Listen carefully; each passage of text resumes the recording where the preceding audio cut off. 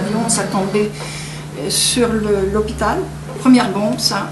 Il y a bâton d'abord ça. Alors ils ont commencé donc à l'hôpital, la boulevard Herbé Fournet, et puis la gare. Le 6 juin, là, à 2 h du matin, on est parti, nous. Parce qu'on habitait là sur la place Gambetta. On montait l'avenue de la Basilique et puis on est atterri derrière le cimetière. Il y avait un hangar, là, on a dû aller se cacher dans le hangar, les bombes y tombaient. On voyait les orphelins d'Auteuil qui brûlaient. Je ne sais plus combien de religieuses qui ont été tuées. C'était pour les orphelins, à ce moment-là, c'était des religieuses. On a vu tout ça brûler, nous. Hein. Le soir, on a couché dans un ravin. La bombe avait tombé sur notre maison, tout ça, il n'y avait plus rien. Hein. Là, sur la place Gambetta, il y avait des gens qui hurlaient, puis il y a eu des tués par là. Aussi. Hein. Et puis vers 10h, 10h30, alors là,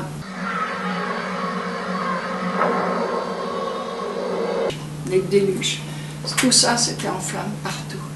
Les sœurs qui étaient là, qui avaient une communauté, ça éclairait les yeux, tout c'était vraiment la mort. Les combats ont été vrais, mais ont été très meurtriers. On avait créé surtout une ligne de défense par l'hôpital, voyez-vous, un axe hôpital-basilique, le boulevard, tenir les hauteurs de Lisieux pour que les Allemands continuent, qu'il y ait un repli régulier vers la Seine et franchir la Seine. Que ces Allemands qui se sont repliés se sont fait massacrer sur les bords de la Seine parce que quand ils sont arrivés à Rouen, ils n'ont pas pu passer et ma foi, ils n'avaient qu'à pas venir. Mais il y a des gens qui sont morts étouffés, qui ont eu après ça des séquelles pulmonaires de cette... rendez compte, des gens qui ont été enfouis sous leur maison, pleine de gravats. Et en sortant de chez nous, de l'autre côté de la rue, l'immeuble s'est effondré, mais le pan de mur dans l'angle, c'était un angle arrondi, et c'était resté debout. J'ai gardé comme souvenir ces façades effondrées rue d'Alençon, les souvenirs vraiment visuels. Et puis, puis quand on est arrivé sur le plateau des Quatre Sonnettes, des yeux qui brûlaient, on entendait le crépitement des incendies. Et les gens qui regardaient, pas un mot parmi nous, pas un mot. Vous savez, on était carrément sonnés, hein, on peut dire, il n'y a pas d'autre terme. On a été sonnés. Et puis le sifflement des bombes. Mon beau-père donc demeurait au 32 Grande Rue, en face à mairie. Et on me dit, normalement c'était pas abattu ça, c'était pas été bombardé, rien du tout. Et le vendredi matin, il y avait le feu partout. Et après, on m'a dit, mais c'est les Allemands qui voulaient brûler la cathédrale. Ils ont mis le feu sous tous les commerces. Mon mari est descendu, et là, il n'a pas pu pénétrer. Il n'a pas pu pénétrer pour récupérer le corps de son père. C'est les frères, oui c'est ça, les instituteurs d'école des frères, qui sont passés par derrière, au-dessus du mur de la cathédrale, qui ont repris mon beau-père, qui l'ont pu le reprendre par l'autre côté. Ça me fait mal d'abord. Et toute la famille Cornu, ils sont morts rue Docteur de Graine. Toute la famille. C'était des gens qui étaient venus sur le boulevard, qui n'ont rien eu à leur maison, et ils sont venus se faire tuer là, rue Docteur de Graine. Nous, on avait des gens appelés le vieux aussi, qui étaient des voisins à nous. Et c'est pareil, la femme était toute seule, son mari était à la campagne, et puis elle avait peur, elle avait 4 enfants. Elle est partie rue des Petites Coutures, et là, ils ont tous été tués. La mère, la grand-mère, la mère, les 4 enfants. Et le mari était parti à la campagne, lui. C'est bien quand il est rentré, il avait 17 membres de sa famille qui étaient décédés. On n'avait plus rien. Si bien qu'après, on nous donnait des couvertures, tout ça. Ben moi qui étais dans la couture, je faisais des manteaux dans les couvertures. Ah oui, mais je peux dire que pendant la guerre, là, c'est sûr, hein, à mes sœurs, je leur ai fait des manteaux dans les couvertures. Oui, il y avait la commandanture, là. Il y avait des SS à Lisieux, là, quand même. Et moi, moi j'étais dans la couture, j'ai travaillé avec des Allemands, parce que, chez Rudolf, il était obligé, parce qu'il faisait le tailleur, il était obligé d'accepter pour qu'ils viennent travailler à leur couture, chez nous, hein. Et nous, on a travaillé avec des Allemands. Ça, c'est sûr. Ils venaient au magasin, ils venaient dans notre atelier. Ah oui, quand il avait des trucs à coudre, là. Il y a eu des dénonciations, les yeux, oui. Parce que quand M. Nolan c'est une dénonciation, il y a eu pas mal de...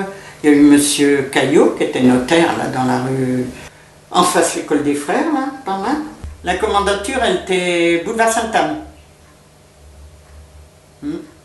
Où est l'hôtel de l'Espérance? M. Nolan, là, c'était à Saint-Jacques. Oh oui, il a été martyrisé, lui. Ah oui, oui, là, c'était épouvantable, il paraît. Ah oui, épouvantable. Dans votre famille, vous n'avez pas eu de victime? Non. Mais je vous ai dit l'autre jour, les trois hommes qui ont parti avec nous, ils ont été tués tous les trois. Ah oui? Eux, ils nous ont quittés quand on était à Saint-Jacques, là. Ils nous ont quittés pour aller à Ouilly. Parce qu'ils connaissaient des gens à Ouilly, ils ont été là-bas. Et à Ouilly, il y a eu une fête, je crois que c'est un 15 août. Et il y a eu la fête et il y a eu un bombardement à ce moment-là. Et ils ont été tués tous les deux. Il y en a qui étaient recouverts, il y en a d'autres qui n'étaient pas. Alors on les voyait là, dans la cour de l'hôpital. Quelque chose d'ailleurs qui a profondément marqué la population, et même encore actuellement. Les gens n'ont toujours pas compris pourquoi Lisieux a été bombardé. Au niveau militaire à Lisieux, il y avait une compagnie d'Allemands qui résidait à la caserne de Launay. Il y avait d'autres Allemands qui étaient logés dans l'hôtel des Pèlerins. Avait des Allemands à la commandanture de Lisieux, c'est-à-dire qu'en tout il y avait moins de 500 Allemands à Lisieux, ou peut-être même moins que ça. Et alors les gens ne comprenaient pas très bien, en fait Lisieux a été bombardé parce que nous étions un nœud routier important. Il fallait empêcher les renforts allemands de monter à travers la ville. Déjà, il y en a qui étaient passés le matin, mais il fallait empêcher des convois de militaires, de camions et de chars de traverser une ville. Parce que la ville, une fois qu'elle est détruite, qu'elle brûle, alors traverser une ville en flammes avec du matériel militaire, des camions d'essence, des munitions et tout, c'est c'est aller au suicide.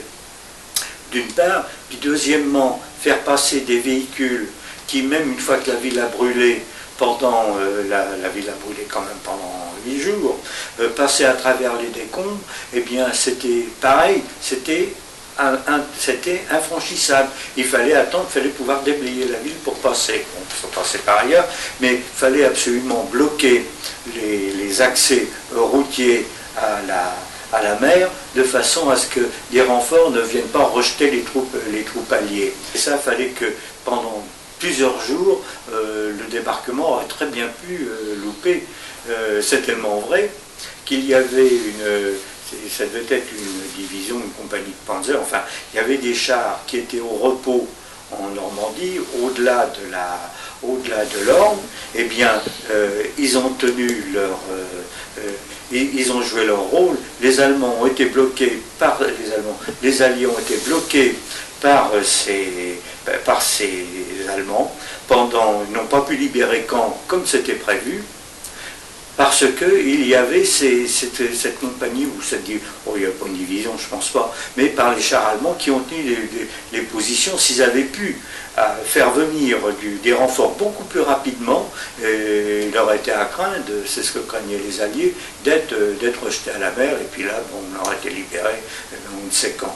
Alors le sacrifice de Lisieux n'a pas été un sacrifice inutile. Mais tout était détruit partout, il n'y a que l'hôpital. L'hôpital n'était pas détruit. Donc allemands qui essayaient de repartir sur le bord de la mer, et ainsi bien que les tanks étaient partout. Mais la vraie libération sur Lisieux, non, en réalité, on n'a pas vu grand-chose. En réalité. Et je crois que les gens avaient tellement peur qu'on n'a pas fait la joie, on ne s'est pas réellement réjoui, quoi. Les gens avaient trop peur.